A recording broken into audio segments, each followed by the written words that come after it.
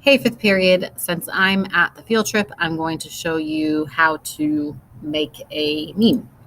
And so if you go to Google Classroom and open up the meme assignment that looks like this, I have promises open just as the example. I'm going to show you what you would do in order to make your meme today. So you can start on your meme, which is step 5, after you have approval on step 4.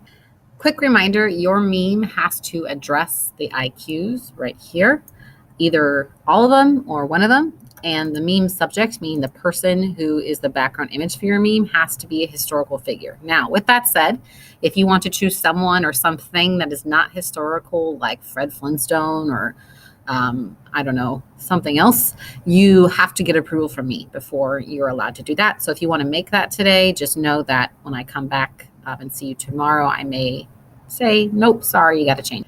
So I looked at all your documents and I either inserted a comment that says approved, I approved it yesterday, or I inserted a comment saying you still need work, you still have to do work, and you need to get at least a couple other people to look at it and they can give you approval to move on. All right, so for the meme, first thing is look at the outline over here. So the outline says who will be the subject of your meme. So let's say you choose Frederick Douglass, right? You would write Frederick Douglass here.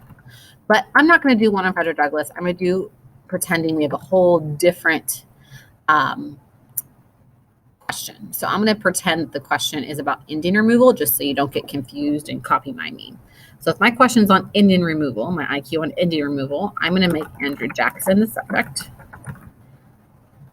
What main idea do I mean to teach? I want my main idea to be that Jackson was responsible for the genocide of Indians. All right, what's your meme saying going to be? I'm going to have it say something kind of snarky. It's going to say that feeling when you realize you are evil.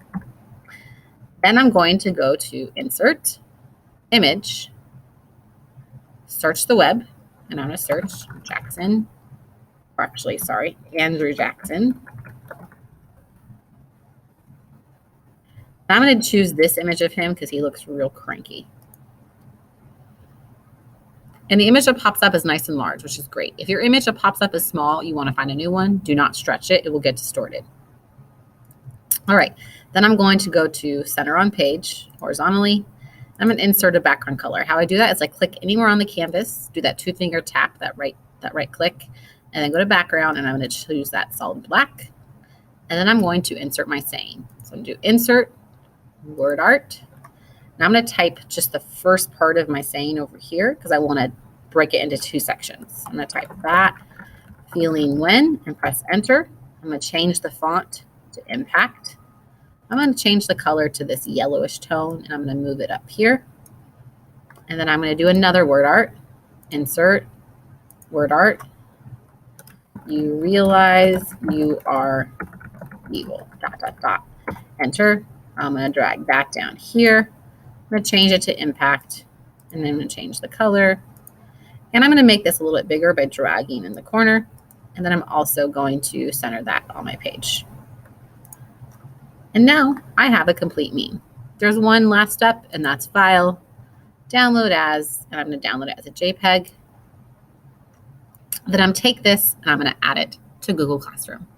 All right, that's it. So your goal today is to finish steps 5 and step 6. If you haven't yet gotten step 4 done, obviously, you need to start there. Thanks.